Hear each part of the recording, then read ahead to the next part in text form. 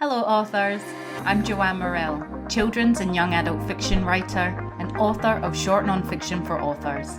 Thanks for joining me for the Hybrid Author podcast, sharing interviews from industry professionals to help you forge a career as a hybrid author, both independently and traditionally publishing your books. You can get the show notes for each episode and sign up for your free author pass over at the Hybrid Author website to discover your writing process, get tips on how to publish productively, and get comfortable promoting your books at www.hybridauthor.com.au. Let's crack on with the episode.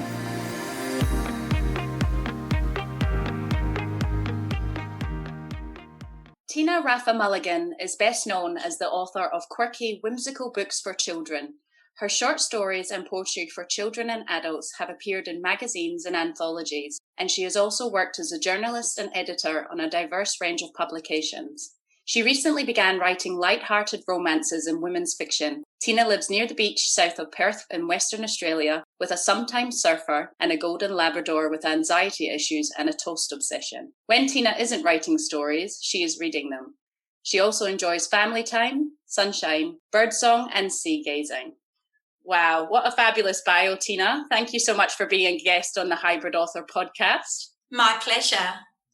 Well, you have a vast collection of published books in a number of genres.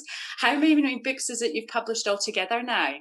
32. Wow. I had to add them up. Have you been keeping track of them all, or is it kind of they're all blending into one now? 32, that's amazing. Well, when someone does ask me how many I've written, I do have to go back and track down exactly. Yeah, and these titles, are they independently published or are they traditionally? Which ones are? Okay, 20 are traditionally published. Wow. And they're not all with the same publisher, they're with different publishers. And the other 12 are publications that I've put out myself. And this is a span over how many years? 50? Wow. That's fantastic. Can I ask you, how long have you been independently publishing the 12 books you have put out so far? That was interesting when I went back and checked, because the first one I independently published was a picture book in 2008. I had decided to bring it out because my very first published picture book was a stranger danger story called You Don't Know Me. And at the time, I was famous for about 5 minutes, and it was endorsed by the state police and education departments and used in schools around the country. And of course, over the years, I kept reading the story to kids in schools, got asked if people could buy it, and it wasn't available. So in 2008, I got a new illustrator, Veronica Rourke, and we put together a condensed version of the book. That was my first venture into self-publishing. And then I waited about another 10 years before I had another go. And it's really only been the last 2 years, I suppose, that I've seriously been putting out regular titles. Fantastic. And Veronica Root, you've worked with her in a few projects, haven't you? Yes, I have. That was the first one we worked on together. And then she illustrated a couple of books for me for Serenity Press, which were traditionally published. Since then, if I need a cover or some internal illustrations for a chapter book, she's usually the first person I go to. Yeah, fantastic. She happens to live she lives up the street. Oh, We've wow. been friends for a long time. Oh, that certainly makes it a bit easier, isn't it? Come to my house for a cup of tea and we'll gnash out the book together. And the good thing is, too, because I know how she works, I just hand a story over and I say, here, take a look at this. What do you want to do? Yep. And luckily, when she's illustrated my book for Serenity Press, the publisher was open to us doing that as well. Oh, fantastic. It's a good working relationship. Yeah, wonderful. And so 2008 was the first time you put out an independently published book. So that 10 years in between, I suppose you were traditionally publishing. What was your experience like working with the traditional publishing houses you have worked with? It's been lovely because most of the publishing houses that I have worked with are small independent publishers. So there's a real personal connection with the publisher. And I also have the freedom to have a say in who illustrates the books. Wonderful. And how they come together. Yep. So that's worked well. I did have 3 titles published with an American publisher, and obviously I didn't have that personal contact with them, but I've not had any problems at all working with traditional publishers. And have they all worked differently per se? They obviously all put out books together, but have they got different ways of doing things? Obviously, people do approach it differently. Generally, though, it's pretty much the same process. I submit a story, I wait, they decide whether it's yes or no. If it's yes, then they send me a contract, which I sign. Then I wait again until the book is put together and I see how it looks. Have you ever questioned any of the contracts you've had, or is anything? Yes. Yep. Yeah, there was one contract I wanted some changes made to. The publisher was adamant, no, it was a standard contract and they would not make any changes. And at the time, it had been quite a while between publications, book publications. So I signed it, and to this day I regret it because they were the only publisher that I ever had any difficulty working with. And I'm not saying who they are. No. Because that wouldn't be professional. No, exactly. But I still have not received my rights back from them, even though the book is out of contract and has been for about 5 or more years now. How can they get away with that if it's out of contract? Like, how can they? I got advice, and it was the way the contract was written. It was ambiguous, and I thought, I do not need to waste the energy fighting about this. But my warning to anyone signing contracts is get advice and listen to your intuition, because I had a feeling not to sign it and I ignored it. Right. And it's kind of with every contract that you would say that you would offer that advice up to kind of get it looked at with every contract. Of course, yeah, yes. And then you make your decision once you have the information. And the best people, would that be like the Australian Society of Authors? They have somebody who can look over contracts, don't they? Yes, they do. Fantastic. Well, yes, thank you for that. We'll definitely keep that in mind. So we've just sort of talked about your experience with traditional publishing houses. So how has your independently publishing differed from traditional publishing experience? What's been the difference kind of between the two for you found? Well, the main difference is that I'm in control and I decide what happens and how the book looks and when it comes out. For me, the important factor is the time factor, because as you know, if you've submitted to any traditional publishers, it's an incredibly slow process. You send your work out and you wait and wait and wait, and if it's a no, you start again.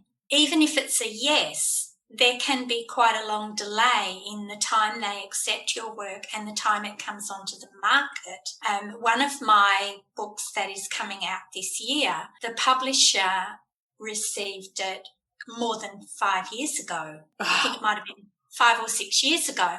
And I had thought that it wasn't going to come out. But then I was told, yes, it is. It's coming out in March, I think March. But if I publish something myself, then I can choose when to bring it out. And that becomes more important as you get older. Doesn't matter so much if you're in your 20s and your 30s, even your 40s. But when you start to get further down the track, you realise that you might not have that time on your side. So that was really why I decided to start putting out more of my own titles. Fantastic. So I still submit to traditional publishers. I always have a few manuscripts out doing the rounds, and from time to time I get a yes. And in the meantime, I amuse myself by publishing my own books. Yeah, it's a good feeling, isn't it? It's always exciting. And so with that publisher that took the 5 years, so had they given you the green light and then you just hadn't heard anything, so you were a bit unsure what was happening? No, at the time I sent 2 books and they told me they wanted both of them, they decided to publish the other one first. And I got the contract for that, and it was all signed, sealed and delivered. And then, of course, I didn't forget about the other story, but I was busy doing other things. And it wasn't until the publisher came to me and said, "Oh, I'm going to publish this book of yours next," that I thought, "Oh, I didn't think you were going to do that." That was a nice surprise. It was quite lovely. Oh, fantastic. Yeah. Oh, wonderful. So with independently publishing, as you said, you're in control of putting the books out, which means you're also the publisher. You're in control of how they look and how they present and all that. So what are some of the businesses, the companies that you use to illustrate your work, make the cover design, the formatting? Is there anybody you use in particular, or who do you publish through? Okay, I have established my own publishing imprint, which is Seasong Publications. I do the formatting, I do the editing, I do the proofreading, but all of the work that I have published myself has been to other readers. I've been in a critique group for nearly 15 years now. So everything's been through that process of having advice and constructive criticism from other authors. I also, when I decide to publish something I've written a long time ago, obviously I look at it and usually do a rewrite.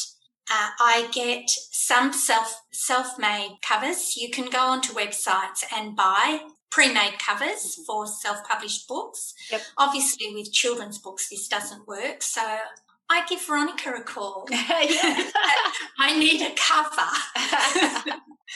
So in most cases, it'll be Veronica, or I'll have a go at doing something myself, and then I'll hand it over to her and say, "Okay, what do I need to do to this to make it better?" But essentially, I have a strong background in editing through my years and years with editing magazines and newspapers.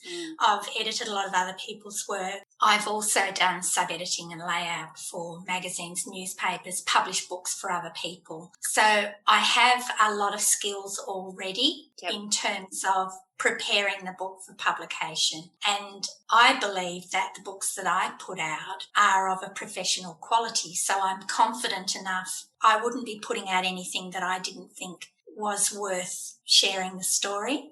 And some of the stories that I have put out myself have had really good response from publishers. They just haven't said yes. So as you know yourself, it's a very competitive market, and sometimes the reasons publishers don't pick up a story is not because they're not well enough written or they're not a good enough story. They just don't believe they can sell enough. And a lot of my writing suits niche markets. That's wonderful. You obviously do the editing yourself, and sometimes you visit other companies for the cover design. Do you use a specific program for the formatting, or do you do Yes, I use InDesign. InDesign, yeah, fantastic. Yes. So with putting your books out, obviously you don't pay for editing costs, and you've already got InDesign as a program. Have you seen much return on your investment with putting books out yourself? Because there can be, obviously you'll have to pay for the covers, and there can be some upfront costs. Have you seen those costs back, or? At the moment, I'm still putting money into putting books out. I keep putting new books out, which means more money. The way I do it, though, is very cost effective because I upload the documents to Ingram Spark, and that means it's print on demand. So I don't have to pay a printer to buy thousands of copies, which are going to sit in my shed or stack up in my office.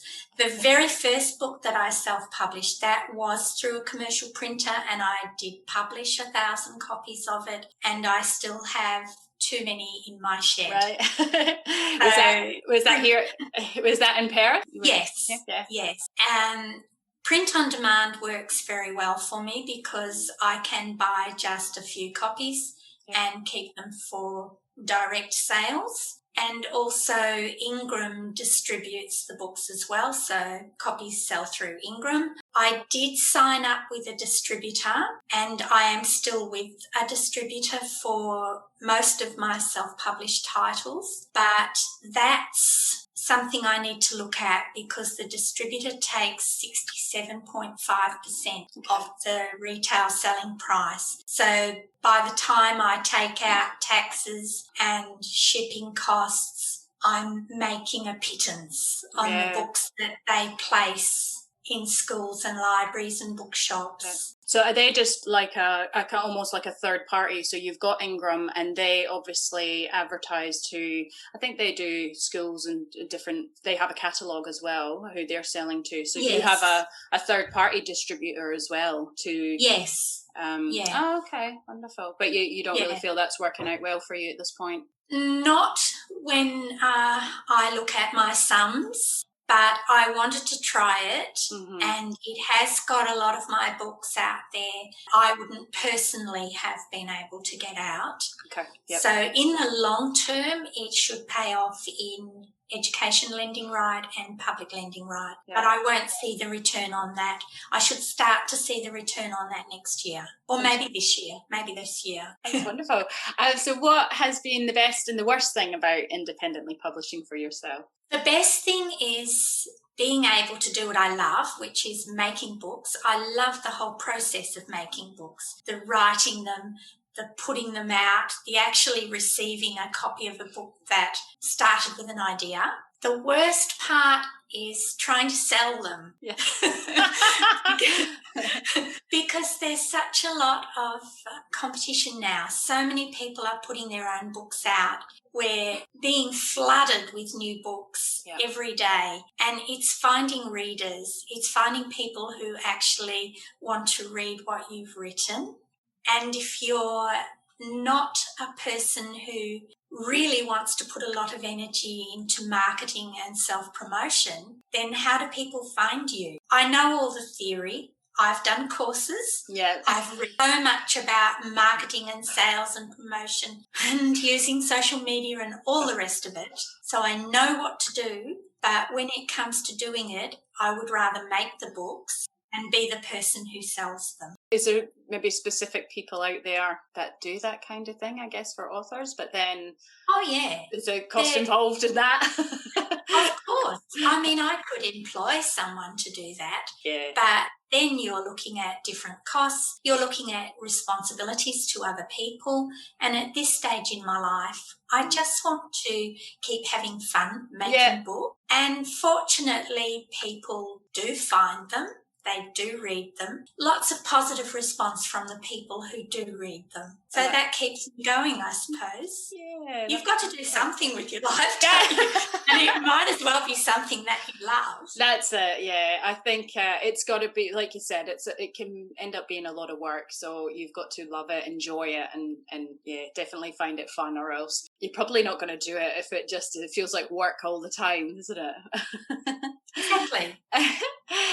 Do you think you probably have to even try and be a bit more creative with trying to get your books out there, like to be maybe a bit different from everybody else sometimes? It's really interesting because I look at what other people do and I see what works and what doesn't work. And I guess it's finding something that suits you and your personality. I do what I'm comfortable with, which is doing interviews with people. I never say no to a request for an interview or a blog post. I have a person I work with, Romy Sharp from Books on Tour Marketing, and when I do put out a new book, I do a virtual book tour with her. So I do a certain level of things. I also go on Facebook and I do my posts that I'm comfortable with doing, but I'm not comfortable with saying, buy my book. I've got a book to sell.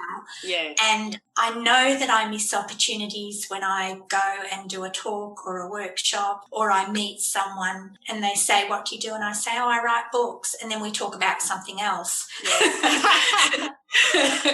Yeah. I think networking's and word of mouth is a good positive for people to do, and you probably don't see that it's hard to follow that, but every interview you've done, someone's maybe seen that or talked about it, and that maybe they found your books that way. Yes. Yeah. Sorry, with the virtual book tour. Yeah. What does that entail? Well, Romy sets up a series of guest interviews for me over a period of whatever we've set up. Sometimes it can be a concentrated 5-day online book tour where there'll be an interview or a guest post or a giveaway every day for those 5 days. Okay. But with my first young adult novel, Manali and Me, last year, we spread it over a longer period. So there were other book tours that were happening in between, but over the period of about a month, there were things popping up about the book. Right. And that was keeping it in front of people. And all of that gets promoted on all of Romy's social media. And obviously the people who have me on as for guest posts or guest interviews, whatever they might be, or they do a review, they all share it to their social media as well. Oh, wow. So the information about the book and who I am as an author is getting spread more than if I just put up a little notice on my Facebook page or my website that, hey, I've got a new book out. Oh, that's fantastic. That worked well. Yeah, I'm thinking virtual book tour, like you're sort of entering virtually through the book and learning all about it. Well, that's right, because people ask you different questions and I will give an insight into the story behind the book, and there will be focus on different things with different books, obviously. But it's a good way of getting the word out to a wider community. As I said, I do what I'm comfortable with. Yeah, that's fantastic. And a lot. Well, congratulations, because a lot of writers wouldn't feel comfortable with that. So that's a great skill to have. And what's been the best and worst aspects of your traditionally publishing experience? The worst part is the long wait, because quite often you get no response now when you send a manuscript to a publisher. So you've got work out there and 6 months or 12 months will go past, and then you check your records and you think, well, this is a no. Do you wait that long? It's probably about the 6-month mark, and then you're like, nah, that's not happening. Well, because I have so many things that I have written, I've always got a lot out and about. So it's not like you've got one book and you're waiting and waiting desperately for a response. That's long in the past. Yeah. So I just get on with what I'm doing. And every so often I'll get a surprise, like I did before Christmas. There was one publisher I'd submitted to in the US who said, if you don't hear from us in 8 weeks, then it's a no.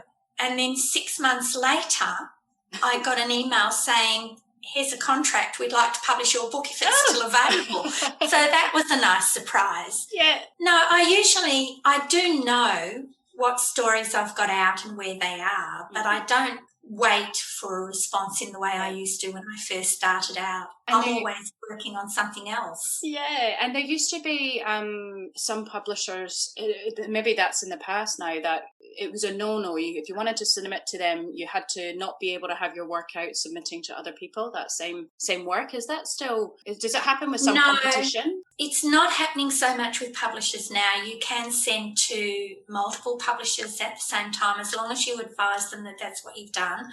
But because I started out such a long time ago and things were different, I still only submit my book to one publisher at a time. Yep. And again, that's probably because I always have more than one manuscript to put out there. Right. So it doesn't make any difference to me whether I've got one book out at 6 different publishers or 6 manuscripts out at 6 different publishers. So you've already got a manuscript with a publisher, but you've got another one. Do you submit again with a second one to them while that other one's there, or are you kind of spread that out? Yes. Yeah, definitely. If I've got a publisher who likes my work and is interested in seeing more, then of course I will offer them more books. But I have written so much over so many years that no one publisher would be able to publish all my work anyway.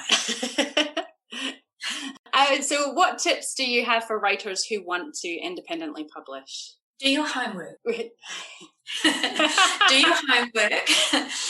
Check everything. Look into all the different aspects of it, and there is so much information out there that we can access very easily. Also, be aware of your own personality, your own temperament. Know what you can do and what you need to pass on to other people, because it's not simply a case of writing a book and putting out there.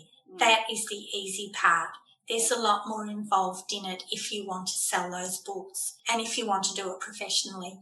So you do have to be aware of where you need to pass on the things that you aren't as good at to somebody else. Fantastic, great advice there. And what are your tips for authors who are looking to traditionally publish? Read the submission guidelines and follow them to the letter. And make sure you send to publishers who are actually publishing the sort of thing that you are writing, and be professional all the time. If you feel that you've been treated badly, do not tell anyone.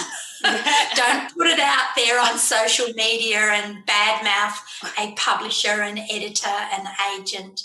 You've just got to be professional, and if you're upset about a rejection, just go off, eat chocolate, go for a walk, drink wine if that's what you enjoy, and then send it off to the next publisher after you've had a look at it and asked yourself whether there's anything you can do to improve your story. And be persistent, have faith in yourself, because some of my books that have been picked up by traditional publishers were rejected many times by publishers whose lists they didn't fit. Yeah, I've heard that. A mutual friend of ours, this book that's coming out, I think she had put it out there in the past, and it's only feels like now it's ready to come out. I've heard that from a few authors as well. A book that they have put out there, not ready for the time, but now it is, so that's great. Well, this is the Hybrid Author podcast, so many people listening hopefully are looking to do both. Has your independent publishing, your work, obviously that's kind of been to date, has that had any effect on like the traditional publishing houses that you work with? You're putting books out with them, but you also have this sort of independent backlist. Does that affect one or the other in any way? It hasn't affected the two most recent publishers that I'm with, Serenity Press and Daisy Lane Publishing. They don't mind at all that I put my own work out.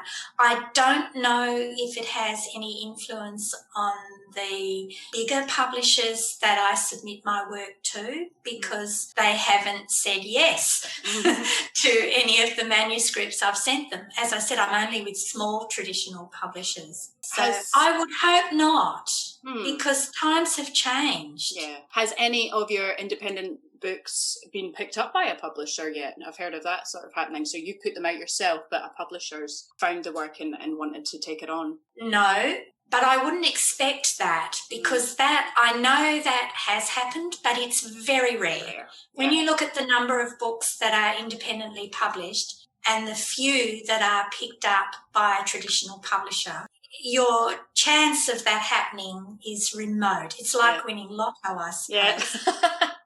And also, there have been instances where an independently published book has been a runaway bestseller and publishers want it, but the author is not prepared to hand it over because they're doing very well, thank you, and making more money than they would ever make from royalty. Yeah, that's it. Have you ever felt much biased among, industry professionals or the writing community for being a hybrid author? Yes, there's definitely a bias there. And there's also a bias against people who are traditionally published with small publishers. When it comes to being asked to do school visits, etc., authors and illustrators in the kids lit community and in any other writing community who are with big publishers, who are well recognised, will always get preference over those of us who are with small, relatively unknown publishers. Right. So, and there is definitely still a bias against books that are published independently. How have you dealt with that personally? Have you felt it, or it's more just people around you? Or again, have you just gone for a walk and had a big box of chocolates? No, I'm aware of it. And I know it's there, and you can't change people's perceptions. All I can focus on is putting out the best story that I can write, and making sure that if I produce it myself, I am comfortable that it is of a professional standard. Fantastic. So what are you currently working on right now? I am working on a book for mid to upper primary kids. It's called Just Write, and it's a nonfiction book. It's about writing stories, and the whole idea is to let kids know that they can write stories if they want to, and we are the ones who block ourselves from sharing our stories because we think it's too hard. So it's really simple, to the point. I hope it's encouraging and inspirational, and it's got a series of activities at the end of every chapter. And it follows on from my new picture book, which is called You Can Be a Writer, which was released on the 15th of January, and that's for junior primary kids. Wonderful. So that's the simple introduction for the little ones, and then is the next level. And after that, there'll be a book that I've intermittently been working on called Word by Word, and that's for adults. Oh, wow. To follow on with that same series. It's not really a series. The two kids' books are. Yep. They're more connected. But the adult one is just because from time to time people have said, have you ever thought about writing a book for writers? And of course I have. So one day. Yep. And what about your women's fiction? Are you working on anything now with that? Oh, look, I have novels started. I also have a middle grade novel started. Wow. But lately I have felt more like making books than writing them. Oh, and I'm going with that. Yeah. So I haven't written anything new since September, and that was a short romance. Yeah. Wonderful. So do you just go where inspiration takes you, or what you feel like doing on the day? At the moment, that is what I'm doing. It's not what I was doing 12 months ago, but it is what I'm doing now. I'll see what happens. Yeah, fantastic. Oh, well, thank you so much, Teena, for sharing your expertise. It's been wonderful having you. Where can people find you and your books? Online? Online, yes. Yeah. I have a website, www.teenaraffa-mulligan.com. I'm also on Facebook. I have an author page.